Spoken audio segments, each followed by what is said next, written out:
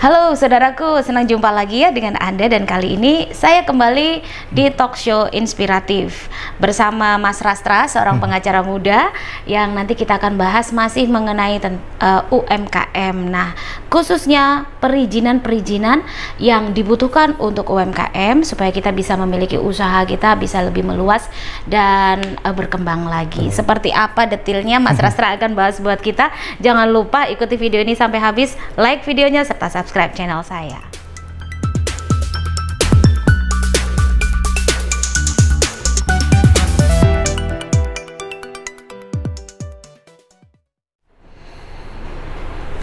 Baik, saudaraku, ya kita akan ngobrol-ngobrol ya kali ini bersama Mas Rastra tentang UMKM berserta perizinannya. Nah, seperti apa nanti beliau akan jelaskan buat kita supaya kita semakin mengerti. Nah, usaha kita makin berkembang, perizinan kita jelas, dan bagaimana langkah-langkah selanjutnya. Nah, dengan konsultasi gratis ala Mas Rastra ini akan khusus diberikan untuk Anda. Nah, silakan Mas Rastra. Iya. Jadi kalau untuk UMKM ya, kita bilang terkait perizinan ini kan saat ini sudah ada digitalisasi lewat online single submission RBA, OSS RBA kepanjangannya. Jadi ya. Konsepnya adalah perizinan berbasis resiko, perizinan usaha berbasis resiko yang nanti bisa di-apply melalui oss.go.id. oss.go.id. Ya, jadi nanti di sana biasanya sebenarnya nanti perizinan apa sih yang sebelum kita apply ini yang perlu kita perlukan untuk UMKM. Jadi yang pertama kita harus apply NIB, nomor induk berusaha. Berarti harus bikin NIB dulu ya, Mas? Betul. Bagaimana jadi, caranya? Ya, NIB itu nanti seperti yang tadi saya bilang masuk ke oss.go.id. Ya, jadi nanti di situ ada sudah ada, nanti di dalam menunya itu ada bantuan. Biasanya nanti dipandu. Di situ nanti kan kita apply, kita pendaftaran dulu, nanti mungkin masukkan data. Kalau itu bentuknya PT perorangan, maka dimasukkan nama perorangannya atau dalam bentuk CV dan lain-lain. Nanti di situ sudah ada permohonannya, nanti ada kode captanya. Setelah di apply kode captanya, mungkin saat ini kita nggak bisa teknis ya. Iya. Ini kita membayangkan. Ya, bayangkan. Cuma sekarang kan lebih mudah daripada dulu. Iya, ya kan? Iya, Kalau betul dulu sekali. harus datang, ya kan. Kalau sekarang bisa di rumah. Bisa di rumah dikerjain sendiri. Dikerjain ya? sendiri lewat oss.go.id itu. Nah, nanti di situ setelah permohonan kode capta sudah ada, nanti ada inputan beberapa. Mungkin nanti kan di dalam permohonan itu ada semisal modal usaha, terus jenis usaha. Biasa kan UMKM macam-macam nih, cuma kan paling umum dia pasti bergerak di pangan olahan kan. Iya. Mungkin di produk makanan atau Mamin ya, makanan minuman. Betul, makanan minuman. Nah, ini yang paling banyak digandrungi untuk saat ini. bener. Ya. Nah, jadi di situ setelah dia sudah apply menunya, sekarang lebih mudah sih kalau menurut saya sih. Jadi sudah ada panduannya lah. Jadi dia nggak usah khawatir. Paling nanti juga masukkan emailnya dia, terus email, nomor HP, NIK, seperti NIK. Jadi harus ada KTP yang pasti ya. yang pasti harus ada. Bahaya kalau nggak ada KTP. Warga mana nih ya? Jadi ada KTP, ada NPWP juga ya, Mas? Iya, itu nanti harus kan punya pada NPWP. betul. Bisa jadi kan NPWP sudah dimiliki pada saat NPWP pribadinya dia sendiri, atau pada saat dia pendirian misal CV, menggunakan nama CV, dia harus apply NPWP atas nama CV. Yang pasti NPWP itu jadi hal yang dasar basic di awal sebelum dia daftarkan ke oss.go.id. Itu paling nggak sudah dimiliki dulu NPWP-nya. Iya, jadi syarat mutlaknya harus ada KTP, NPWP, Betul. baru selanjutnya kita bisa mengurus tadi Ya, melalui nomor OSS, NIB ya, NIB, baru lain-lain tadi ya, Mas ya. Baik, setelah itu langkah yang akan yang bisa kita tempuh apa, Mas? Jadi nanti kalau kita sudah tahu kategori yang tadi saya jelasin di awal itu kan, kita kategorinya mana nih? Mikro, kecil, apa menengah? Nah, kalau memang kita jenisnya mikro kecil, itu nanti bisa apply ke, ada di menunya yang sama juga di OSS itu IUMK. IUMK. Ya, izin usaha mikro kecil. Oh. Di situ. Jadi nanti lebih spesifik dari NIB. Kalau NIB kan nomor induk berusahanya. Kalau IUMK itu nanti spesifik jenis usahanya, lokasinya, dan lain-lain. Itu sudah ada menunya di OSS itu. Oh, iya, Tuh. iya. Nah, nanti kalau sudah IUMK, biasanya juga kalau saat ini kan NIB itu sudah termasuk SIUP dan TDP. Ya kan? Jadi sudah nggak perlu lagi kalau zaman dulu kan kita harus ngurus SIUP satu-satu kan. Iya, TDP ya harus di kelurahan dan sebagainya. Macam-macam lah. Sekarang lewat aplikasi oss.go.id ya sudah include secara lebih praktis. lebih praktis. Mas mau nanya nih, apakah ini hanya berlaku untuk yang ada di kota Surabaya atau termasuk di kabupaten yang lain juga, termasuk Sidoarjo, Mojokerto? Apakah ini juga berlaku? Sama-sama oss.go.id. Jadi ini secara nasional ya? Nasional. Jadi di daerah pun bisa untuk yang penting internetnya lancar. Ya, yang penting kuotanya cukup ya. Jadi jangan lupa diisi dulu penuh gitu. Jadi iya ya. Soalnya kadang-kadang kan kalau yang kita ini UMKM lama ya, yang ada di pikiran kita itu SIUP TDP. Ternyata sekarang sudah berubah, lebih dipermudah dengan adanya digitalisasi gitu ya Mas. Malah kita itu daftar dulu. Kalau dulu kan ada usaha dulu baru istilahnya kita daftar ada di bentuk awal usahanya dulu baru daftar. Kalau sekarang daftar dulu baru bikin usahanya gitu ya. Bisa seperti itu juga. Jadi kita lagi ancang-ancang mau usaha apa nih, kita ada rencana tapi belum ada, istilahnya mungkin sudah ada gambarannya tapi belum jalan, ya apply dulu perizinannya tidak masalah ya. Baik. Mas mau tanya nih, kalau misalnya nih saya punya usaha jewelry, artinya craft ya, aksesoris dan sebagainya. Nah, selanjutnya saya mau membuat usaha baru, usaha makanan. Apakah saya perlu mengurus legalitas yang baru? Karena yang awal kan kita perizinannya kan mengenai tentang kria gitu. Bagaimana kalau yang makanan minuman? Apakah saya harus membentuk perizinan baru, usaha baru? Itu PT, CV atau perorangan? Usaha perorangan. Usaha perorangan ya. Jadi kalau usaha perorangan, kalau kan itu kan lo di NIB, yang tadi saya lupa satu itu KBLI. Oh ya, KBLI-nya. Ya, jadi harus kita centang KBLI kita itu jenis apa. Nah, jadi kalau di usaha perorangan, setahu saya kalau yang ada multi jenis usaha itu bisa ditambahkan di kode KBLI-nya. Oh, jadi kalau misalnya dalam bentuk PT ini ditambahkan di KBLI-nya masih bisa ya? Kalau PT atau CV harus dirubah aktanya dulu. Aktanya harus dirubah. Atau kalau enggak memang sudah ada ancang-ancang untuk bikin jenis usaha lain, sekalian aja dimasukkan di akta itu walaupun memang belum istilahnya belum jalan. Satu PT. Betul. Apakah bisa satu orang memiliki 2 PT? Kalau satu orang memiliki 2 PT perorangan anggap saja. PT perorangan ya.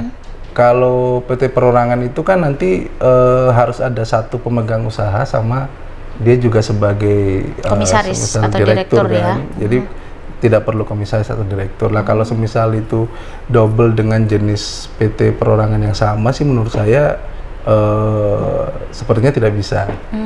Kalau untuk PT perorangan ya. Satu saja tinggal nambah KBLI-nya aja ya. Tinggal nambah daripada harus bikin lagi, tapi kan nanti ada ya pajaknya belum lagi kan gitu. Gitu ya. tambah banyak nih laporannya ini ya. Oke. Baik. Nah, selanjutnya Mas tadi bicara masalah NIB, kemudian ternyata ada KBLI-nya juga bisa kita daftarkan di perizinan kita. Nah, selanjutnya ada apa lagi nih di dalam per UMKM-an ini? Jadi kalau di UMKM sendiri kan kalau kita bergeraknya di makanan dan minuman ya, lebih amannya memang kita harus urus izin-izin yang lain atau mungkin yang berupa sertifikasi lah ya. Jadi kalau yang seperti apa nih contohnya? Jadi contohnya kayak kita bergerak di pangan olahan, mungkin frozen food. Nah, itu paling nggak kita harus punya namanya PIRT. PIRT. Ya, itu pangan industri rumah tangga, izin PIRT. Jadi izin pangan industri rumah tangga itu untuk kita bisa, kalau konteksnya yang skala besar itu kayak izin edar gitu. Saya dengar-dengar ngurus PIRT susah, bener nggak Mas? Kalau sekarang sih lebih mudah karena kan sudah bisa online juga kan. Jadi bisa cuma kalau yang daerah saya kurang tahu ya, mungkin kalau yang Sidoarjo, Surabaya sudah bisa ada aplikasinya kan, jadi dia tinggal daftar ke UPTSA, Dinkes. Gitu. Nah itu dengan persyaratan-persyaratan yang ada, terus dia juga nanti ada semacam penyuluhan juga. Jadi nanti ada kunjungan ya dari pihak ini atau kita yang datang begitu? Bisa jadi ada kunjungan kalau memang skalanya sudah sudah besar atau mungkin kalau sekedar skala mungkin mikro ya kita ada namanya kan penyuluhannya di situ, penyuluhan produk pangan yang dilakukan oleh Dinkes.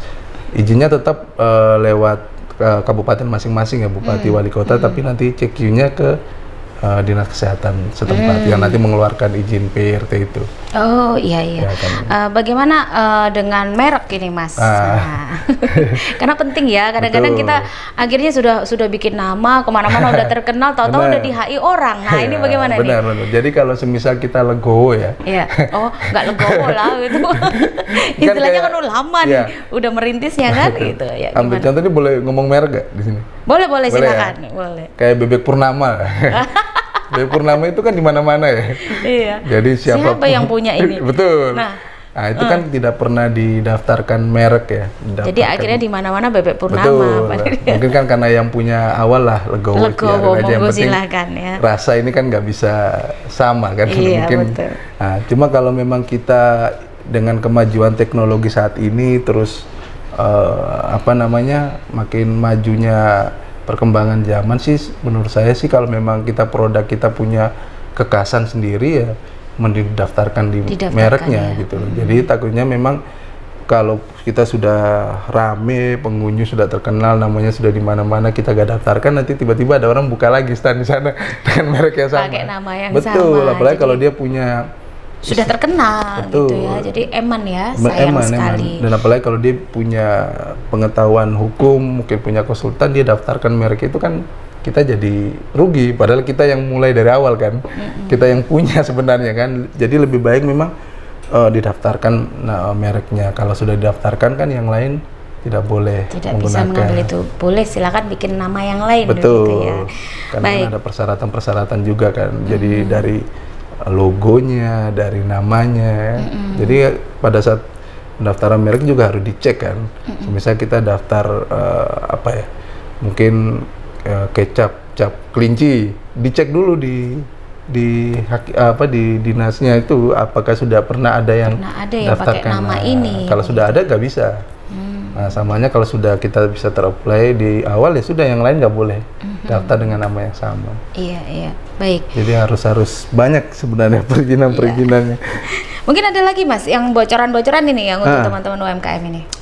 Kalau yang mungkin nanti yang perlu, karena ini kita ngomong makanan minuman ya, mungkin sertifikat halal. Sertifikat halal ya. Itu juga perlu di-apply sih. Jadi itu penting sih karena saat ini kan undang-undangnya sudah mengatakan harus ada sertifikat halal. Nah, untuk sertifikat halal ini kira-kira apa sih persyaratan yang harus disediakan oleh UMKM itu, Mas? Ya, jadi kalau sertifikat halal itu kan ada juga yang program pemerintah untuk didaftarkan secara gratis. Bisa didaftarkan bersama-sama. Ini berapa tahun lalu kalau salah pas COVID itu ada beberapa UMKM yang didaftarkan sertifikat halal. Cuma kalau sekarang saya kurang tahu ya, mungkin apa harus mandiri. Kalau mandiri memang nanti harus ya pertama yang pasti di-apply dulu ke LPP MUI ya kan. Jadi nanti ada syarat-syarat khusus pengolahannya, nanti akan diperiksa